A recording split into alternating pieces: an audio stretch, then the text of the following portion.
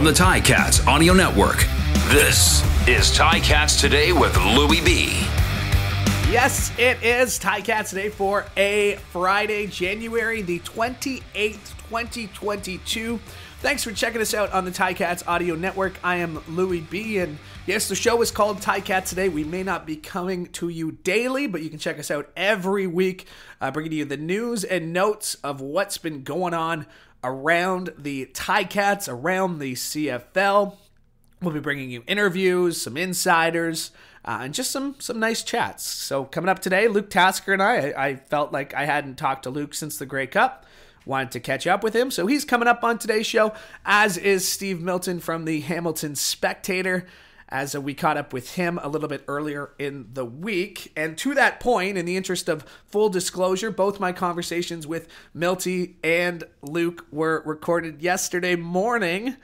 And then yesterday afternoon, some big news came down, and we're going to get to that in just a little bit. But just wanted to let you know that if you are wondering why, oh my gosh, Luke didn't talk about Brandon Banks at all, or why didn't he bring it up? It's because we spoke yesterday morning, spent all week trying to coordinate a time for the interview.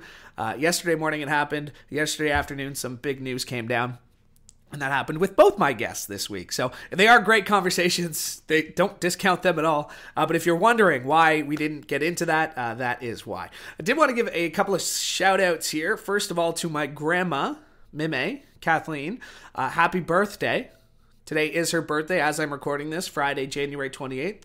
I know she listens to all the pre and half and post-game shows that we do here on the Ticats Audio Network. I'm not sure if she listens to every podcast I put out, but in case she is, happy birthday, Mime. And I did want to give a congratulations to Ticats quarterback Dane Evans and his wonderful wife, Nikki, who announced last week that they are expecting a baby girl. So congratulations to Nikki and Murph, and of course Dane Evans for that exciting news. Lots to get to on today's show. As mentioned, Luke Tasker, Steve Milton. Let's start with the headlines though, as a lot has happened since the last time we checked in. And let's start with the news that was breaking kind of as I was hitting record here, as the Ticats have announced that the 2021 East Most Outstanding Defensive Player, Simoni Lawrence, has re-signed with the Hamilton Tiger Cats, the franchise's all-time leader in total tackles and defensive tackles, has played 127 games over 8 seasons with the Ticats. He is the longest-serving Ticat on the roster and is coming back for a 9th season in the black and gold. So exciting news for that. And if you are listening on the Ticats Audio Network, thank you, and be keeping your ears open for an exclusive one-on-one with Simoni Lawrence coming up right here wherever you found this podcast. So that is one big piece of news that came down this week. The second big piece of news is that the Tiger Cats announced on Thursday that the club and receiver Brandon Banks have mutually agreed to part ways. Banks played 111 games over 8 seasons in the black and gold. He ranks in the top 10 among all-time Ticats franchise leaders in numerous categories, including first in kickoff return yards, punt return yards, missed field goal return yards, missed field goal return touchdowns. He's second in all-time touchdowns, second in combined yards and punt return touchdowns, fourth in receiving touchdowns, fifth in receptions, and eighth in receiving yards. I tweeted it out after I had heard the news, after I'd read the news, and it goes without saying that Brandon Banks is one of the best to wear the black and gold, and a lot of those records will stand for many years to come. There will be a day to get to celebrate everything Brandon Banks has done. There will be a day we'll get to catch up with Brandon Banks. He didn't want to talk to anyone after making this announcement, so we're respecting his wishes on that. But he did release a statement. He said, quote, "I don't even know where to start. In 2013, I was driving to a new country, to a new city called Hamilton, and couldn't help but ask myself, why? 8 years later, I know why.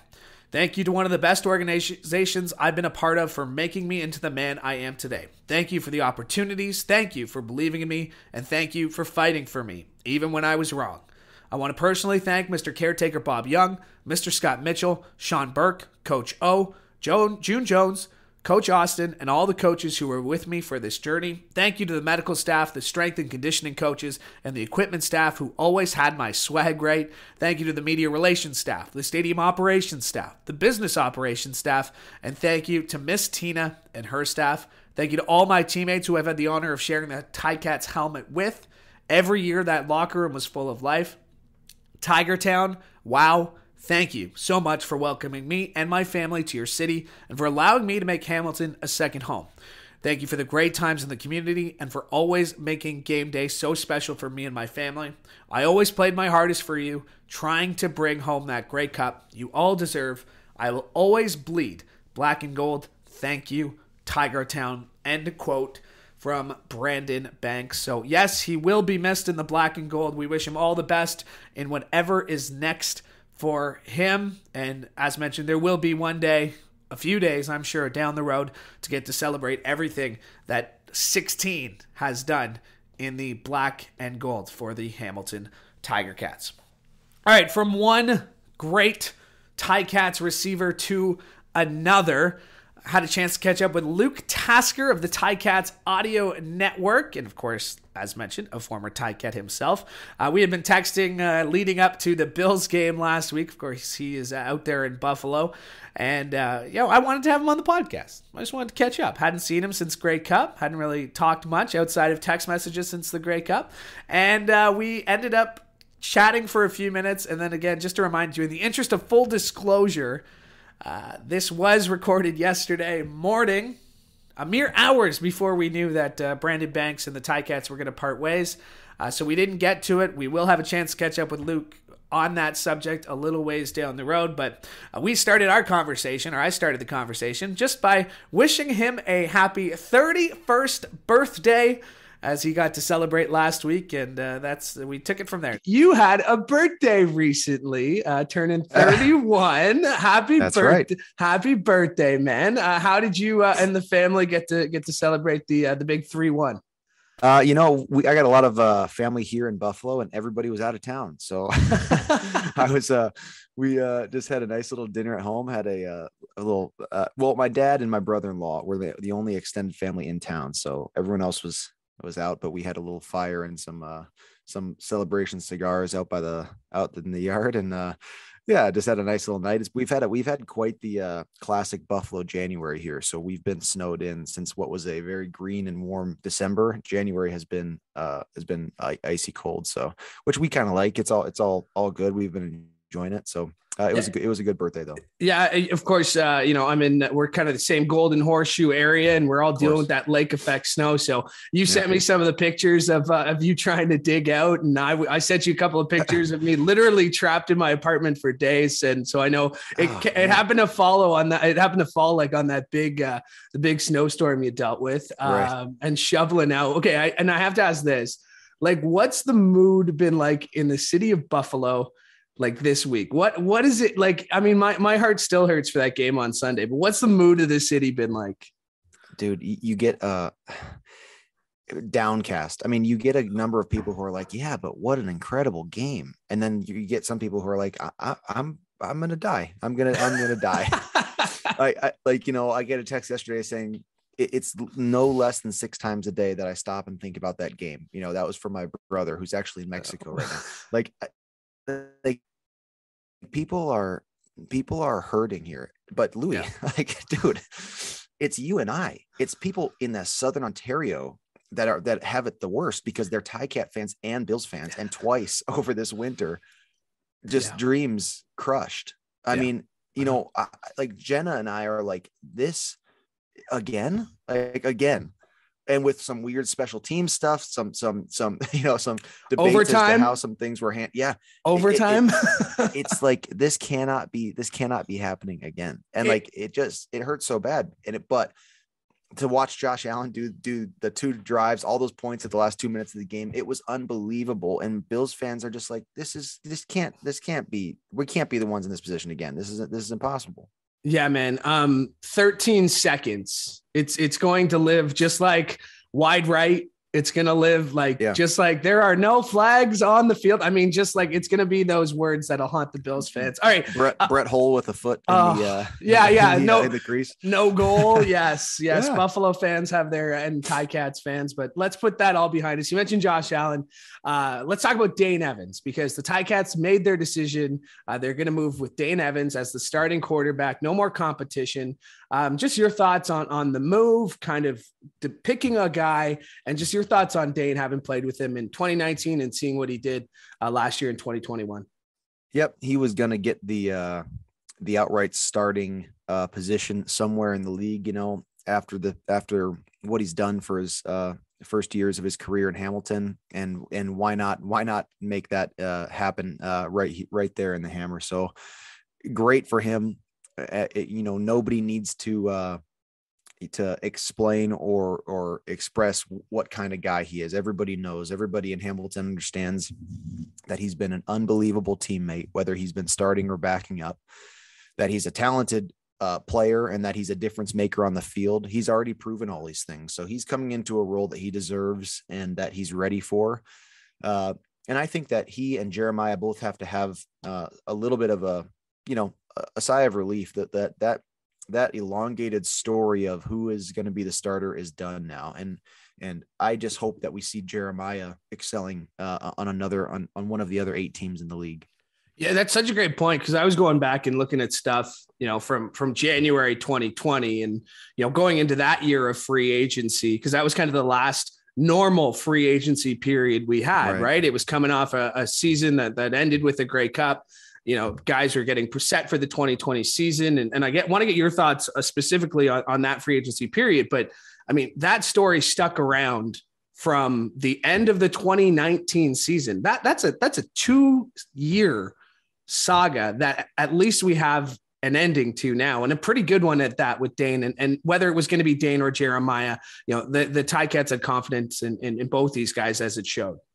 Yeah. It's time for that story to end. And I think that probably Dane and Jeremiah, though this was not a quarterback rivalry filled with sort of drama and punches being thrown. These guys were great teammates and great friends. And so that got played up a lot too. So I think these guys are going to kind of be ready to have their career not defined by this strange quarterback duo. Right. Yeah. And at the end of that, you said it started at end of 2019, at the very end of this previous season, which was 2 years from when that controversy sort of started going, we almost saw one of the most amazing 1-2 quarterback, trade-offs with what was the Eastern Final and then the Grey Cup.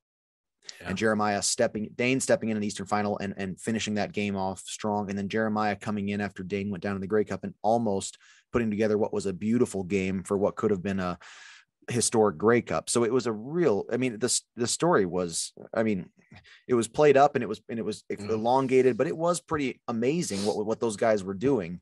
It's time for them to both go now and move on to the next phase of their career. And it looks like, Dane's going to get a chance to be the guy in Hamilton. That's such a good point that it wasn't just talk. It wasn't just saying the right thing.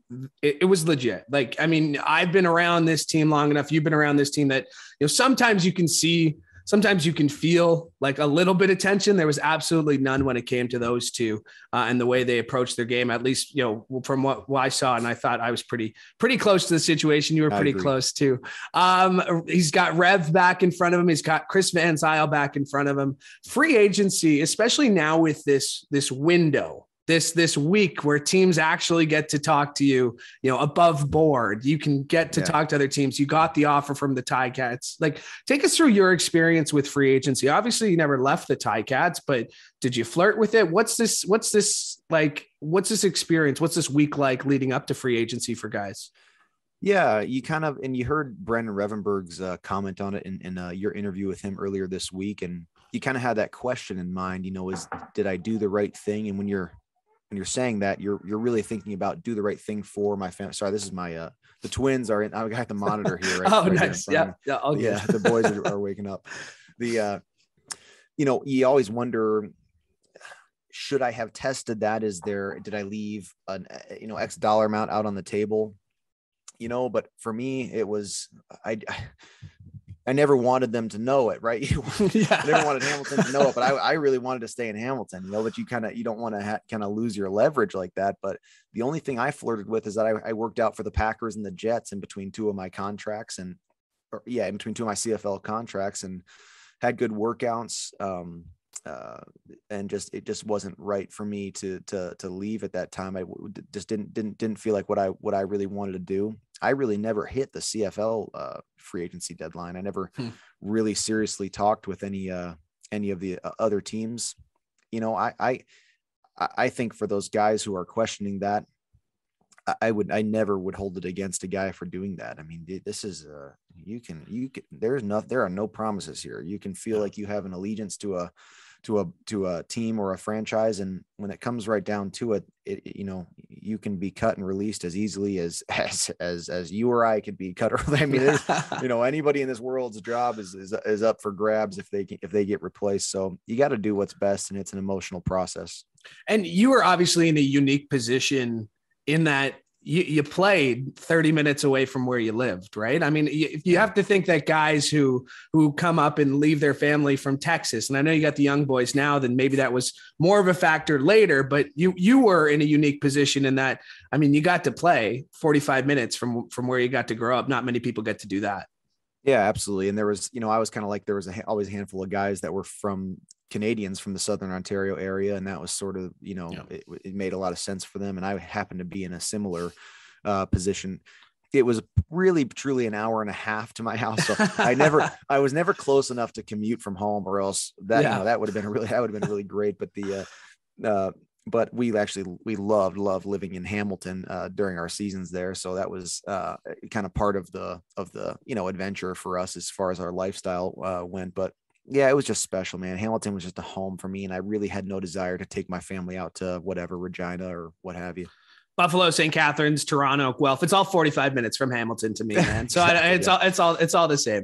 Yeah. You mentioned your NFL tryouts. Did want to give a shout out. We did it earlier in the show, but Jordan Murray, Nikola Kalinic, that one, both great to see, but getting their shot, signing futures contracts with the Indianapolis Colts. What advice would you have for them, you know, with these invites to attend training camp, with these workouts? What advice would you give those guys? Well, you know, I was lucky enough to have Nico as a rookie my last year, and he is just a guy. He's so great for a locker room. He's such a great, you know, he's sort of your classic just football player. You can kind of put him in a lot of positions. He's going to have to produce on special teams if he's going to have a chance to make a team down south. And he's the kind of guy who I think has the demeanor to do that. Really, really happy for those guys. You got to go into an NFL camp. You don't owe anybody anything, and you're not there for any other reason than because you deserve to, because you know, that's your spot to lose. You don't have anything. You don't have a chip on your shoulder because you're from the CFL. You don't have anything to apologize for. Those guys need to go in there with a demeanor that they earned that spot, and to carve out a place on that team. And I'm just really, really excited for those guys for the opportunity. And boy, it's exciting. NFL camp is long and difficult, but man, really, really a fun and exciting time for those guys. Man, I appreciate you doing this. It's always nice to catch up. This is the first time I've seen your face in non-picture form, other than you know, the updates we send each other throughout the off season. But it's great to see you, man. First time since the Grey Cup. Thanks for doing this. You mentioned you just turned. Well, I mentioned you just turned 31. I turned 30 in a couple of weeks. So do you have any advice for hitting the big 3-0, man? Like, cause it's really starting to get me here. You've survived it. You made it to 31. What's your advice for me here, buddy? You got to start taking care of yourself a little bit more. You know, I mean, you can't set them up like that. You can't set them up like that. 30. I thought you were going on 39 already. Oh my heavens. Oh no, man. You know, you look young and spry forever, Louie. You and your brother, the butt code duo for the Ticats Audio Network. You guys are just going to be holding the fort down here for years to come, man. I love it. And yeah, I see this background behind you, the stadium there. Are you still snowed into your to your apartment? Like, have you dug out your car yet, or what? I have dug out my car. It got buried again earlier because we got another like couple inches, 10 centimeters today or yesterday, a couple days ago. So depending on when you're listening to this too, by the way. But yeah, dug out. I hate it. I got my little Hyundai Accent and it does not do well in the snow. So it's just like, it might as well stay parked. But yeah, looking forward to being back at the stadium on Sunday for a big Canada soccer game. And then I know you're going to be here for the Leafs and Sabres March 13th. I don't know if you know that, but we're going to find a way. I'm going to find a way personally to make sure that we get to be at Tim Hortons Field, all of us there. Oh, I'm going to be there, man. I've got people texting me saying, what can you do for us? Get us some tickets to Tim Hortons Field. Like, you know, the original Winter Classic was in Buffalo in the Bills Stadium. And it was a sort of a very well-known Buffalo event. And we're very excited to head to Hamilton for that. Were you there? Were you at the Sidney Crosby overtime? Was it overtime shootout winner or something like that? Or? I was not. And I don't think I was in town, but I had some family who was there. It was snowing the whole game. Like really cool pictures and stuff. It was a good one. Yeah. One of those iconic moments. And we were so close to more iconic moments at Ralph Wilson Stadium, but I was at the Patriots, seconds. The wild card weekend game. And that was that'll go down as one of the great Bills playoff games of all time. It was a perfect, unbelievable game, and the experience was great. But then it's going to get overshadowed, of course, by 13 seconds. A perfect game, though. Like you say that, but like no punts, no turnovers, no field goals. Josh Allen, Patrick Mahomes are going to be fun to watch, just like Dane Evans is going to be fun to watch. Look, we brought it full circle. There you go, buddy. Thanks for doing this. I know you're a busy guy. I know the Twins are waking up, so it's great to talk to you. Thank you. Good stuff, Louie B. I'll talk to you soon, man. And that is Luke Tasker, as we caught up with him just the other day. And lots in that discussion. Of course, some Bills talk. We're going to get that whenever Luke and I end up catching up. But we also spoke about Nikola Kalinic and Jordan Murray, because in case you missed it, they were both released from their CFL contracts to pursue NFL opportunities. And they both found a home with the Indianapolis Colts, who they both signed futures reserve contracts with the NFL's Indianapolis Colts. So congratulations to Jordan Murray and to Nikola Kalinic. Very exciting for them. All right, time to get to my second guest of the show from the Hamilton Spectator. His name is Steve Milton, and we started our conversation arguing about, when is it too late to say Happy New Year? Milty, I got a rule. It's a little too late to say Happy New Year, but happy 2022 to you, brother. It's great to connect with you. You too, Louie. I think the rule is that if it's within a month, then it's the first time you've seen each other. So, which is in both cases is true for us. I said Larry David on Curb Your Enthusiasm said 3 days. 3 days is plenty, but we won't abide by Larry David's rules to life. Well, if we abided by Larry David rules, we'd all be very unhappy. Yes, sir. Someone who's not unhappy are the Ticats getting their quarterback in Dane Evans re-signing, which I mean, again, he was pretty open at the postseason availability. He was going to take it to free agency. Yep. Ticats seemed to talk him out of it. What did you make of that situation? Well, I think what I made of it was they really wanted him, and they needed to make a decision, and they wanted that was going to be their decision. I mean, there were, I think, a number of factors involved in that. One of which would be age, I mean, obviously they chose him over Jeremiah. Although they haven't released Jeremiah to pursue it on his own, which is the kind of thing they sometimes do. But I think this is, they had to have it. You have to have the quarterback. You can't sign anybody else really until you have the quarterback, because players want to know who's going to, what kind of team are we going to have? I mean, they'll say they don't, that they trust, but blind trust is different than trusting in something where steps have already been taken. And he took a step. Brandon Revenberg re-signed, Chris Van Zyl re-signed. Yep. I mean, again, they were the next guys to go, kind of the next dominoes to fall. And not to read too much into it, but those were pretty big names. And especially considering, what that offensive line went through in 2021, getting those two anchor points back was a big move by there. Well, and it says something about Van Zyl that at his age that they still want, like, how important he is. Yeah. And I think it says something that he was, sort of right after the quarterback. I mean, important because he's a ratio buster. They're going to have to do some more things on the line, likely. There's only so much money in a salary cap world. We don't know what that salary cap is going to be. I think the teams have some idea of what the salary cap is going to be, but I'm not sure that that they can spend it all on offensive line. So they had to have at least two of the big three, and maybe they'll get all three. Maybe they'll get Sirocco as well. But they got two of them, and having the ratio buster on the right-hand side gives them a little wiggle room elsewhere through the lineup because things shake down. You don't know how it's all going to shake down with the rest of your Canadians.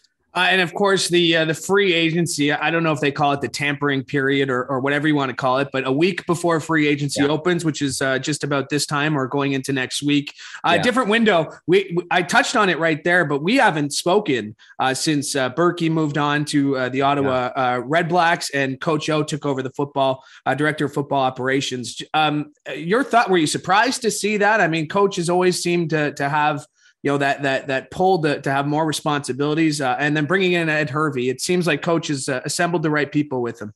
Well, I think so. I mean, it was time. It was Sean. We both know Sean and respect him, and he'll be a friend, I hope, for the rest of our lives. And he did a tremendous job here, starting from the ground up in his own career with football. And it was time for him to be able to run a team. I don't think it was going to happen here in Hamilton for a couple of reasons. I mean, you salary, among other things, because you've got some very high profile people they're on staff here, and they of course earn money and so it's a change. I think has made the right move there. I think getting somebody like Hervey in is very, very important. I think Ed's moving here shortly to live here. He's got experience, and that's important. And maintaining, having Drew Alamang stay on and moving, bring Spencer back into the fold. It's going to be very difficult to replace Sean Burke, and it'll operate differently. Yeah. But I've spoken to Noah about it. I'm sure you have too. That it'll take a while to figure out what the nuts and bolts of how it's going to operate, because it's a different type of situation now. It's not massively different, but it's different personalities, different structure slightly, I mean, because even though, the roles have been very clearly defined, even though it was kind of a group effort, it'll still be a group effort. But now you got to redefine the roles a little bit. If anyone is listening to this and doesn't know Berkey's story, I mean, it's a great one, whether you're, a sports business student, whether you're a broadcasting student, or however you came across this podcast, because, Berkey's starting as a community relations coordinator with the Maple Leafs, and now he's the general manager of a Canadian Football League team. So it's just one of those incidents where you never know where you could end up. So that's my advice to any broadcasters or sports people listening, that it's really one of those stories that he can get anywhere. Work your butt off. Yeah, is the other part of it. That's it too. And don't burn bridges.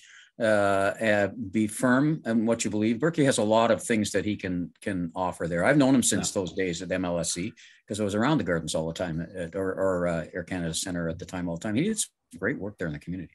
Oh yeah, absolutely. And he's going to do great work for the Red Blacks too.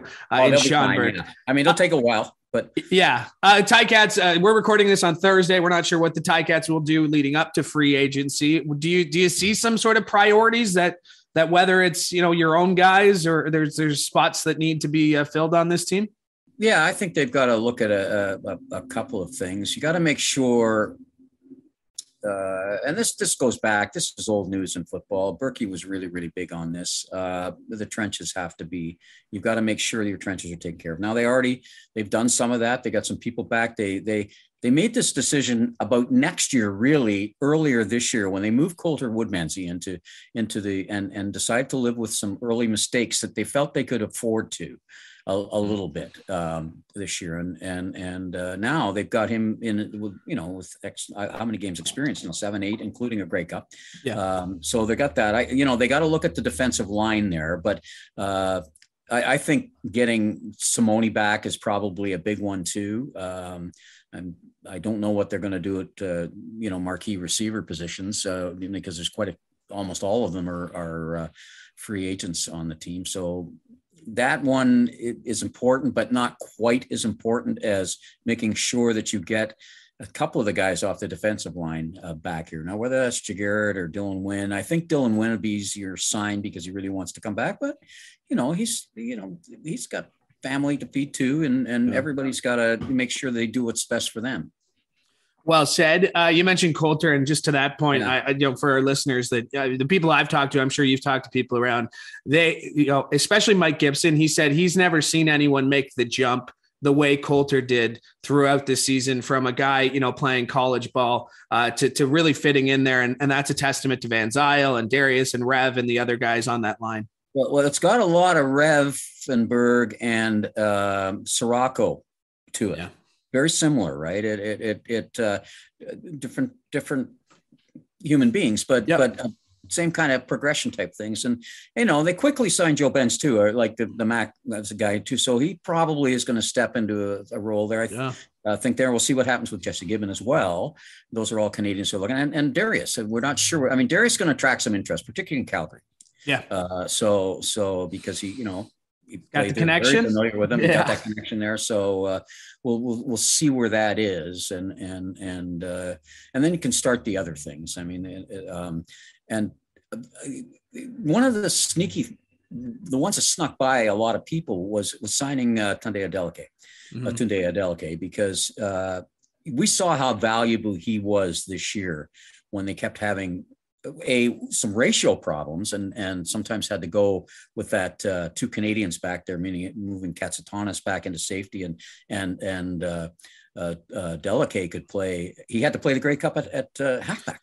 Yeah. Right. And when they had a late injury there. And so he, and he got a couple of sacks and he came real close on a couple of other ones too, so it was no mistake and it was no fluke that he was signed so early and didn't get a chance to go to free agency. Tunde's a great example. And even Stavros Katsantonis and what he was able to do late in that season, in that safety spot, kind of being tagged in. And he's one of those ratio guys too, who could step up. It took him till the middle of the fourth quarter of the Grey Cup till it kind of broke down on that side. Right. And that says something. These guys hadn't really played those positions together. And they're playing it, beside each other is what I mean. And it took until, the fourth quarter of the Grey Cup for that. And that wasn't the whole deal. The deal was, Zach was there. It was Zach's day or quarter again, so.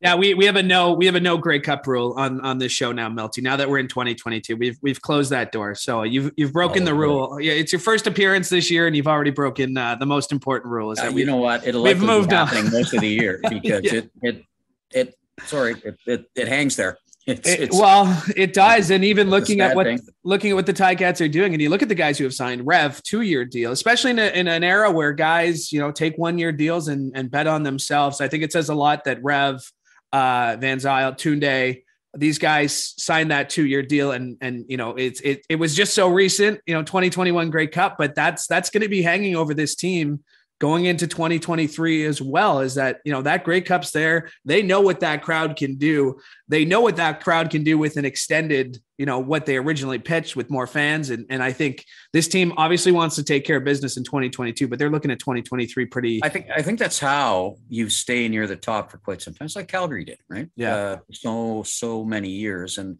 Edmonton way back and what Winnipeg is doing now, over time, if you do it right, if you space out who you're signing and the years and where they sit and your ratio across this way, then it doesn't always work because injuries play into things. And as we saw last year, some other factors like long layoffs or unforeseen factors like COVID and those kind of things can have an effect on a season. And it did on the Ticats season. There's no doubt about it. You mentioned, we mentioned the Grey Cup. That was obviously the last big event. There's a huge event going down on Sunday. Now, just kind of put this in historic significance for us. Like put that because, it's a soccer game, but biggest game ever in the city. Yeah. Now Is it the biggest game in Canadian soccer history? No, because there's probably 4 or 5 on the women's side that have been bigger. Yeah. I don't mean here, but overall. But this is the biggest soccer game ever to be played in this city, including the national championships that were here in the 80s when the Steelers were around. It was a different world, a different soccer world then. This is a whole different thing. Exciting, fantastic in terms of you've got the 2 most entertaining teams in CONCACAF here. They're very different than most of the other teams. Mexico's the other teams are really, really good, but they play a different style. Canada and the US are actually fairly similar. There's this new athleticism, this rush up the side, the new, it's more the new world type of soccer that we're starting to see, which is making the game a more entertaining game. And of course, you can't dispute the importance of it, given this window. This window is incredibly important here for Canada, the 3-game window against Honduras, El Salvador, and the United States in here. So it's massive. It's great that it was chosen that Hamilton was chosen for it. There were several strategic reasons for it to be Hamilton, but there are other issues at play here as well, which is there's a bit of an audition going, and I'll be writing about this in the Spectator this week. There's a bit of an audition here for World Cup 26. Assuming that Toronto gets some games, they would need a satellite place to maybe where one of the host teams would live and play and practice and maybe play some friendlies. Mm-hmm. And Hamilton's got its eyes squarely on that. And CONCACAF will have a lot to say about that. So they've already hosted 5 CONCACAF games through Forge. Here's another one. Yeah, and there's another one next month when CONCACAF Champions League starts. I mean, this is a year-round facility, Milty. Football in December, soccer in January and February, and I'm sure you and I closer to the day we'll talk about Heritage Classic coming up in March with the Leafs and the Sabres. Yeah, Milty, I know you're a busy man, so thank you for giving me some time. It's always great to catch up with you. Thank you, sir. All right.